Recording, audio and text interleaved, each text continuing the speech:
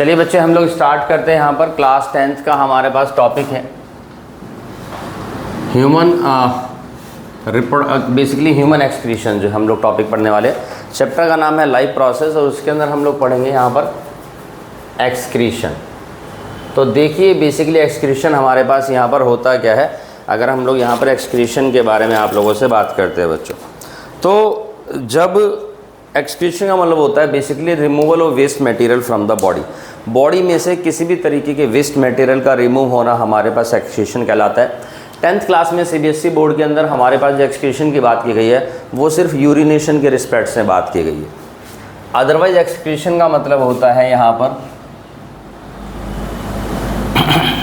Removal of waste material from the body में से किसी भी तरीके के वेस्ट मटेरियल का रिमूव होना ही हमारे पास यहाँ पर एक्सक्रीशन कहलाता है बच्चों। अब ह्यूमंस के अंदर हम लोग क्या देखते हैं, जो एक्सक्रीशन होता है बच्चों, तो एक्सक्रीटरी ऑर्गन हमारे पास होता है यहाँ पर, दैट इज द किडनी हमारे पास यहाँ पर बच्चे हम लोग क्या देखते हैं कि इधर में एक्सक्रीटरी ऑर्गन होता है। ये देखिए बीन शेप स्ट्रक्चर होती है, दिस इज द किडनी। और दूसरी तरफ हमारे पास है बच्चे यहाँ पर इधर में एक्सक्रीटरी यूनिट।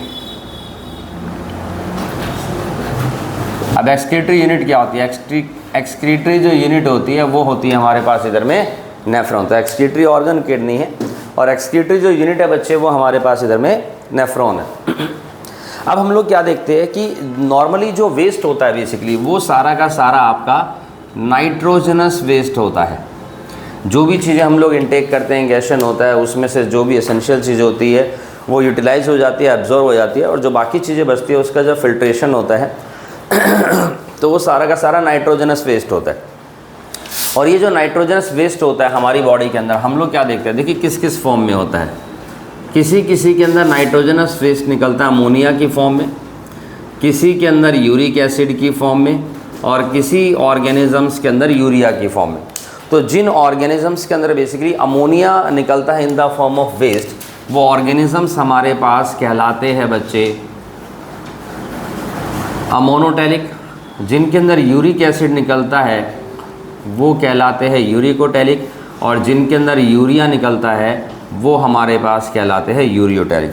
तो बेसिकली ह्यूमंस के अंदर हम लोग क्या देखते हैं, जो वेस्ट निकलता है बच्चों सारा का सारा वो यूरिया की फॉर्म में निकलता है। तो उसी को हम लोग यहाँ पर क्या बोलते हैं, यानी कि हम लोग क्या कहलाते हैं बेसिकली वी आर यूरियोटैलिक, क्योंकि हमारी बॉडी में जो वेस्ट निकलता है वो यूरिया की फॉर्म में निकलता है। देखिए किस तरीके से। सबसे पहले बच्चे मैं आपको बता दूं कि हमारे पास यहाँ पर देखिए ये किडनी होती है, this is the kidney, single kidney में ड्रॉ करो। और इसके अंदर ये देखो जो ये कर्व्स जो शेप बनी हुई है बच्चों, this is called the hilum. ये हाइलम कहलाता है हमारे पास, जो एक तरीके से कर्व शेप में जो नोच बनी हुई है। और इसी के थ्रू मैं आपको बता दूं कि हमारी बॉडी के अंदर यानी किडनी के अंदर बेसिकली जो ब्लड वेसल्स होती है, ठीक है जी, वो इसके अंदर बेसिकली यहाँ पर एंट्री कर रही होती है। वो इसके अंदर यहाँ पर क्या कर रही होती है बच्चे, एंट्री कर रही होती है। और देन यहीं पर हम लोग क्या देखते हैं, ब्लड वेसल्स का पूरा गुच्छा होता है, ग्लोमेरुलस जिसको हम लोग बोलते हैं। देन हमारे पास यहाँ पर ये बोमन्स कैप्सूल होता है। देन उसके बाद ये आपकी टिब्यूल्स होती है, और सारा का सारा फिल्ट्रेशन होकर के वो जो वेस्ट होता है वो यूरेटर के अंदर एंट्री मारता है बच्चों। ये जो ट्यूब होती है हमारे पास, this is termed as ureter. और सारा वेस्ट हमारे पास कलेक्ट हो जाता है ब्लैडर के अंदर। देन अकॉर्डिंग टू कन्वीनियंस जैसे ही जो है ब्लैडर फुल हो जाता है तो मैसेज आता है ब्रेन से टू रिमूव द या to excrete the basically urine बच्चों। तो ये हमारे पास किडनी होती है, और मैं आपको बता किडनी के अंदर ही सारा फिल्ट्रेशन होता है बच्चों। अब किडनी के अंदर ये जो स्ट्रक्चर आपको दिख रही है इसी को हम बोलते हैं नेफ्रॉन। और किडनी के अंदर बहुत सारी नेफ्रॉन्स होती है जो बेसिकली हमारे पास यहाँ पर फिल्ट्रेशन के अंदर हेल्प करती है। तो इसी को हम लोग यहाँ पर ड्रॉ करके दिखाते हैं नेफ्रॉन को बच्चों। तो जैसा कि मैंने आपको बताया कि सबसे पहले हमारे पास देखिए यहाँ पर ये ब्लड वेसल्स आती है। ये हमारे पास पूरा का पूरा ब्लड वेसल्स का एक गुच्छा है।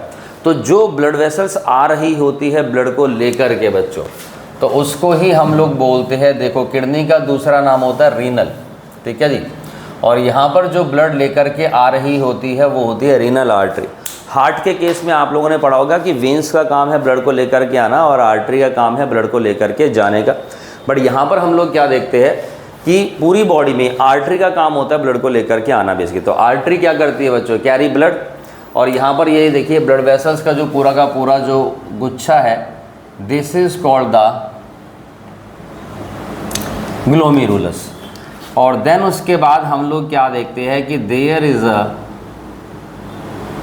Structure, this is termed as Bowman's capsule. ये बोमन कैप्सूल होता है बच्चों। और सिर्फ बोमन कैप्सूल और ग्लोमेरुलस के बारे में अगर हम बात करें तो इसी को बोला जाता है यहाँ पर मैलफिजियन बॉडी। ये मैलफिजियन बॉडी होती है, ठीक है। तो ये हमारे पास सारा का सारा जो ग्लोमेरुलस है, इसमें से क्या होता है, ब्लड का फिल्ट्रेशन होता है। और वो जो ब्लड का फिल्ट्रेशन होता है बच्चों, वो अल्ट्रा फिल्ट्रेशन होता है। और सारा ब्लड इसमें से हम देखते हैं, सारा जो वेस्ट है छन छन के यहाँ पर एक तरीके से बोमन कैप्सूल के अंदर इकट्ठा हो जाता है ग्लोमेरुलस से। और ये जो मटेरियल होता है यहाँ पर, अब इसी को मैं बोलूँगा इधर में, this is the nephric filtrate. ये मेरे पास इधर में नेफ्रिक फिल्ट्रेट कहलाता है बच्चे। और उसके बाद हम लोग क्या देखते हैं, ये देखिए, ये बोमन्स कैप्सूल के बाद हमारे पास ये ट्यूब्यूल स्टार्ट हो जाती है।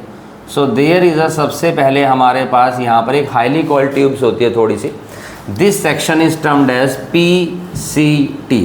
और यही मेरे पास इधर में क्या कहलाता है बच्चों, PCT कहलाता है। अब ये PCT क्या चीज़ होती है, PCT होती है बेसिकली प्रॉक्सिमल कॉन्व्यूलेटेड ट्यूब्यूल। ये प्रॉक्सिमल कॉन्व्यूलेटेड ट्यूब्यूल कहलाता है। यानी कि सारा का सारा यूरिन बेसिकली यहाँ पर होता है। और यहाँ जो यूरिन हमारे पास आता है बच्चों, वो किस तरीके का यूरिन होता है मैं आपको यही बता दूँ।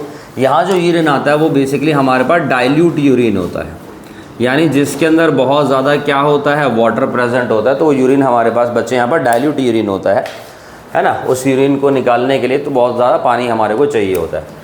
देन उसके बाद में हमारे पास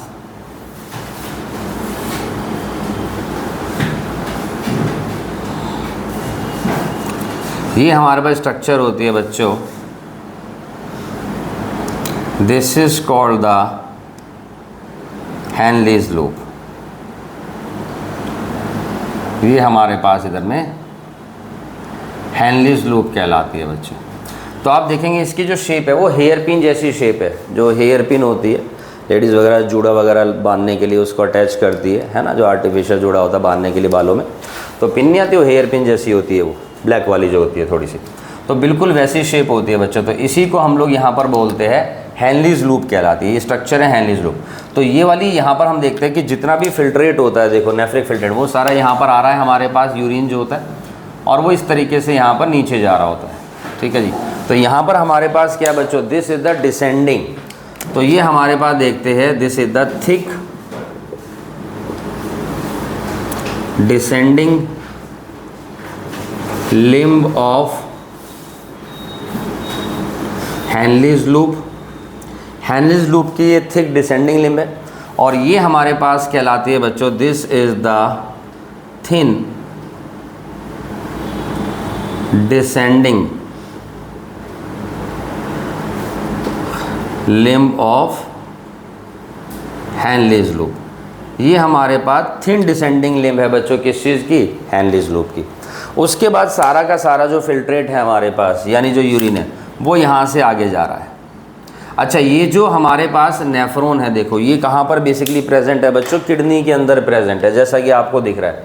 तो जब किडनी के अंदर हम नेफ्रॉन है और नेफ्रॉन में से इस तरीके से यूरिन जब पास हो रहा है, तो हम देखते हैं उसमें से बहुत सारी एसेंशियल चीज़ों का क्या होता है, रीअब्जॉर्प्शन भी होता है, और भी बहुत सारा वेस्ट मटेरियल होता है जो किडनी से दोबारा सिक्रेशन भी होता है यहाँ पर, किसके अंदर, नेफ्रॉन के अंदर बेसिकली।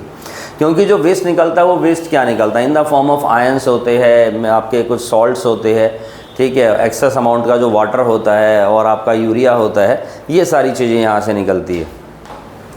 अब हम लोग क्या देखते हैं, this is the thin ascending. ये हमारे पास थिन असेंडिंग लिम्ब है ऑफ हैनलीज लूप, और ये वाली मेरे पास थिक असेंडिंग लिम्ब ऑफ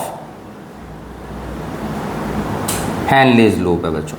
और देन उसके बाद हमारे पास फर्दर एक कॉइल्ड होती है यहाँ पर, ये ट्यूब्यूल्स जो होती है, इस सेक्शन को हम बोलते हैं बच्चों यहाँ पर इधर में DCT। DCT का मतलब होता है यहाँ पर डिस्टल कॉन्वोल्यूटेड ट्यूब्यूल। और यहाँ पर हम लोग क्या देखते हैं, जो यूरिन प्रेजेंट होता है बच्चों इस बार, तो मैंने बताया कि जब वेस्ट जा रहा होता है तो इसमें से बहुत सारे एसेंशियल चीज़ों का क्या हो जाता है, रीअब्जॉर्प्शन हो जाता है। भाई जैसे अगर हमारी बॉडी में से अगर ज़्यादा वाटर निकल जाए तो भी वो दिक्कत होगी, पैनिक करने वाली चीज़ होगी। तो बॉडी एक तरीके से डिहाइड्रेट ना हो, इसलिए इसमें से बहुत सारे वाटर्स का हमारे पास दोबारा से क्या हो जाता है बच्चे, रीअब्जॉर्प्शन हो जाता है। दूसरी बात, इसके अंदर जो वेस्ट निकलता है ना वो इन द फॉर्म ऑफ आयंस होता है, और आयंस हमारे पास कुछ पॉजिटिव वाले होते हैं, कुछ नेगेटिव वाले होते हैं। अब ये सारी चीज़ कहाँ प्रेजेंट है, किडनी के अंदर। तो हम लोग क्या देखते हैं, अगर पॉजिटिव आयंस वाले यहाँ से ज़्यादा वेस्ट चला जाता है तो हमारी बॉडी के अंदर भी तो बेसिकली पॉजिटिव आयंस वाले कंपोनेंट्स कम हो जाएंगे। कुछ बाइकार्बोनेट आयंस है, कुछ सॉल्ट है, आपका वाटर है, हाइड्रोजन है, सोडियम है इवन। तो ये सोचो अगर हमारी बॉडी में ज़्यादा एक्सक्रीट हो तो बॉडी के अंदर नेगेटिव आयंस वाले कंपोनेंट ज़्यादा बचेंगे। और आपको पता है, आपने पढ़ा होगा कि पॉजिटिव आयंस वाले जो होते हैं, जैसे H पॉजिटिव है, अगर वो ज़्यादा होता है तो हमारे पास क्या होता है, एसिडिक कंडीशन बनती है। और आपके जो बेसिक कंपोनेंट्स होते हैं वो नेगेटिव आयन वाले जो आपके आयंस होते हैं वो होते हैं। तो बॉडी में अगर नेगेटिव आयंस वाली चीज़ें बचेंगी तो यानी कि हमारी बॉडी में बेसिसिटी ज़्यादा बढ़ जाएगी, और अगर पॉजिटिव आयंस वाले कंपोनेंट्स बचेंगे तो हमारी बॉडी में एसिडिटी ज़्यादा बढ़ जाएगी।